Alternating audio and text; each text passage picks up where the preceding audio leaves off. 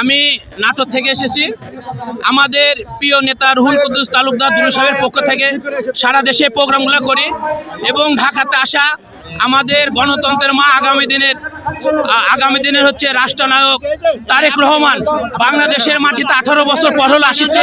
এই আনন্দতে এই উপলক্ষে এই সারা দেশবাসীকে আমাদের প্রতীক জাতীয় প্রতীক ধানের শীষ এই প্রতীক জনগণের মাঝে তুলে ধরতে দেওয়ার জন্য ঢাকাতে আসা। আপনি যে ড্রেসটা বানাইছেন এই ড্রেসটা কত কেজি ধান হবে এখানে? এটা 25 কেজি। এটা 25 কেজি। এটা আমি সারা দেশে প্রোগ্রাম করি 2001 সাল থেকে।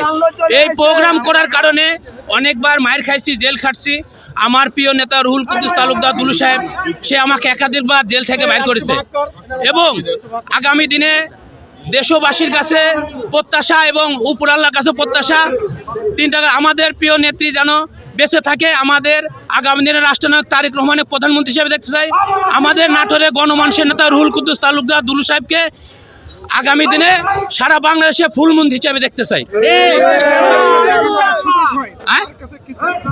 আমি তারেক রহমানের সাথে যদি আল্লাহ দেখার যদি সুযোগ করে দেয়, শুধু তার কাছে দেশবাসীর জন্য চাওয়া এবং যে আগামী দিনে এই নতুন বাংলাদেশ নতুন প্রজন্মে যেন ভালো হবে, এই দেশ যেন চলে এবং আগামী দিনে আগামীতে যেন বিগত দিনে যত 17 বছরে যে আওয়ামী লীগ যে হচ্ছে যে নির্যাতন গুম খুন করেছে, এগুলা রাজনীতি আমার বিএনপি কখনো চায় না, আমরা চাই না। আগামী দিনে তারেক রহমানের কাছে প্রত্যাশা সুন্দর দেশ গড়বেন এবং আমাদের নাটোরের প্রিয় নেতা রুহুল কুদ্দুস তালুকদার দুলু সাহেবকে ফুলমন্ত্রী হিসেবে দেখতে চাই নাটোরের মাঠে।